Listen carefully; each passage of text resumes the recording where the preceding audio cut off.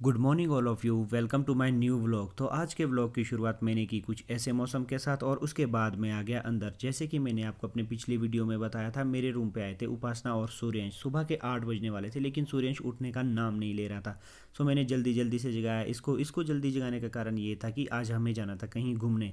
हमें कहाँ जाना था ये मैं आपको आगे वीडियो में बताऊँगा। इसके बाद गाइस सूर्यंश भी उठ चुका था और हम हो गए थे नहा धो के बिल्कुल रेडी। सो हम निकल पड़े अपने रूम से अपने सफ़र पे। थोड़ी ही देर में हम पहुंच गए सड़क में और हम करने लगे यहाँ पे अपनी बस का वेट। लगभग 5 मिनट बाद बस भी आ गई और हम बैठ गए यहाँ से बस में और हम निकल पड़े यहाँ से आगे। यहाँ से बस में 10 मिनट का सफ़र करने के बाद हम पहुँच गए तारा देवी बस स्टॉप पे और हम उतर गए यहाँ पे बस से बाहर, क्योंकि हमें बस में सिर्फ यहीं तक आना था और बस निकल गई यहाँ से आगे सोलन के लिए। यहाँ पे हमने लिए थोड़े फ्रूट्स और जूस वगैरह, क्योंकि सुबह का ब्रेकफास्ट भी नहीं किया था और हमें करना था लगातार 2 घंटे का पैदल ट्रैक। तो यहाँ से स्टार्ट किया हमने अपना तारा माता मंदिर का ट्रैक। यहाँ से हमें लगभग लगने वाले थे 1.5 या 2 घंटे के करीब। तो गाइज हम चल पड़े यहाँ से पैदल तारा माता मंदिर के लिए। सूर्यांश और उपासना को तो मैंने आप सभी को दिखा दिया, तो सोचा क्यों ना थोड़े से अपने दर्शन भी करा दूं। और इसके बाद हम निकल गए यहाँ से आगे। इस रास्ते की एक खास बात यह है कि ये बिल्कुल भी इसमें चढ़ाई नहीं लगती। ये सीधा सीधा रास्ता है जिसमें थकान होती है ना के बराबर। यहाँ से थोड़ी ही दूरी पर चलने के बाद हमें दिखा बहुत ही अद्भुत नज़ारा। ऐसा लगा जैसे मानो माता रानी ने हमारे स्वागत के लिए रास्ते में फूल बिछा दिए हो।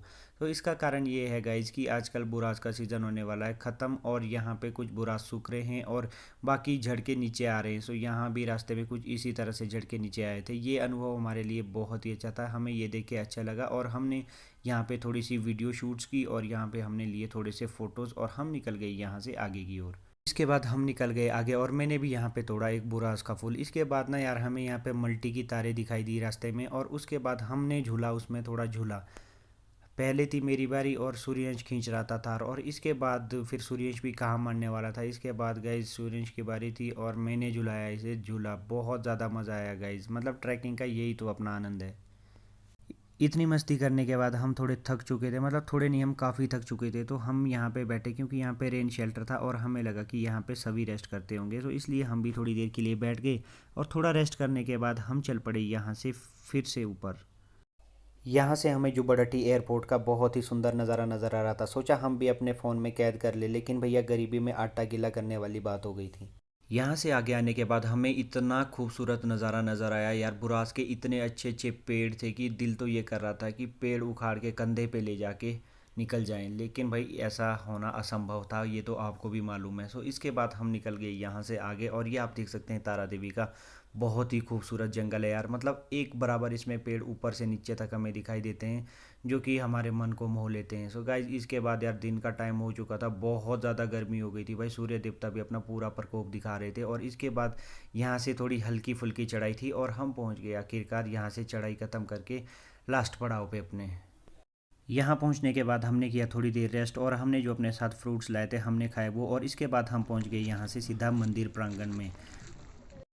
इसके बाद हमने यहाँ जमा किए अपने जूते और हमने लिया यहाँ से टोकन, क्योंकि रश था बहुत ज़्यादा। आप भी देख सकते हैं यार कितना ज़्यादा रश था और हम भी चल पड़े यहाँ से मंदिर की ओर। सो गाइज आज थी लास्ट नवरात्रे, तो आप भी देख सकते हैं मंदिर की सजावट कितने खूबसूरत तरीके से की गई थी। इसके बाद हम गए अंदर, हमने किए दर्शन। फ़ोटोज़ और वीडियोज़ इसलिए नहीं लिए क्योंकि मंदिर परिसर के होते हैं कुछ नियम और कायदे। दर्शन करने के बाद मैं आ गया यहाँ पे मंदिर परिसर में बाहर। तो आप भी देख सकते हैं यार यहाँ पे कितना जन सैलाब उमड़ा था और इसके बाद मैंने तो दर्शन कर लिए थे। सोचा आपको भी यहाँ के दर्शन करा दूँ। सो आप भी कीजिए यहाँ पे थोड़े से मंदिर के दर्शन।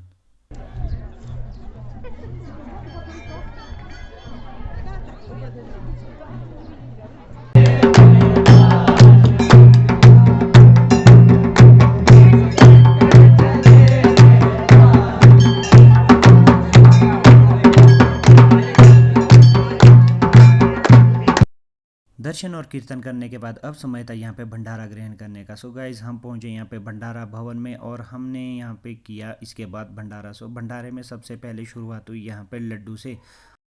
थोड़ी ही देर में भंडारा ग्रहण करके हम निकल गए यहाँ से बाहर। आप देख सकते हैं बाहर से अंदर आने वालों का रश भी बहुत ज़्यादा था। सो गाइज यहाँ से अब हम चल पड़े वापस और यहीं स्थित सामने है 200 मीटर की दूरी पर दूधाधारी माता का मंदिर, और इसके बाद हमने दर्शन किए यहाँ पे दूधाधारी माता के, और इसके बाद मैंने किए माँ काली के दर्शन, जो कि बहुत ज़रूरी थे। और उसके बाद यार हमने आना था वापस, और हमने खाई थोड़ी सी कुल्फ़ी जो कि इतनी ज़्यादा ख़राब थी कि फेंकनी पड़ी। सो गाइस हम चल पड़े अब यहाँ से वापस।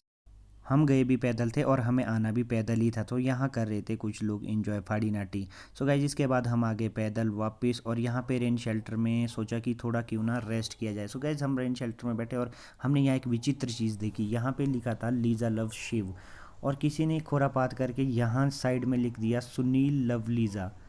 अब गाइज आप ही डिसाइड करो लीज़ा किसकी है, सुनील की है या शिव की है, हम अभी तक कन्फ्यूज़ है। सो गाइज इसके बाद हम आ गए वापस नीचे। हमें यहाँ से सड़क दिख चुकी थी, तो हमने किया यहाँ पे थोड़ा सा रेस्ट, और इसके बाद तुरंत ही हम यहाँ से चल पड़े नीचे। सो गाइस जैसे ही हम यहाँ पे रोड में पहुँचने वाले थे, और वैसे ही यहाँ पे बस आ गई, और उस्ताद ने हमें देख लिया और इसने रोक ली बस, तो हम भाग भाग के जल्दी से चढ़ गए यहाँ से बस में, और हम निकले यहाँ से सीधा अब वापस अपने घर की ओर। तो इसी के साथ मैंने की आज के व्लॉग की एंडिंग। सो कैसा लगा व्लॉग कमेंट करके ज़रूर बताएँ।